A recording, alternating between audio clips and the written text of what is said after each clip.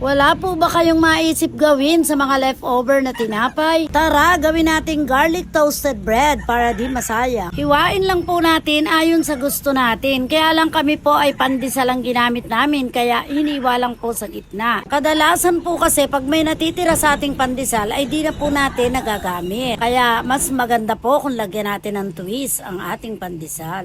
Ibalot po natin ang bawang sa foil at lagyan po natin ng olive oil at intayin po nating mag-melt.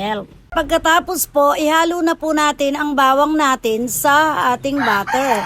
At pagkatapos po, lagyan natin ng konting asin at paprika. At pagkatapos po ay unti-unti na nating ilagay ang ating mga tinapay. Iset lang po natin ang tamang init at oras. At ayan, meron na po tayong garlic toasted bread. At ayan, nagkaroon na po ng twist ang ating leftover na pandesal. Sabayan lang po natin ang mainit na kape o gatas. Perfect ito, almusal, merienda o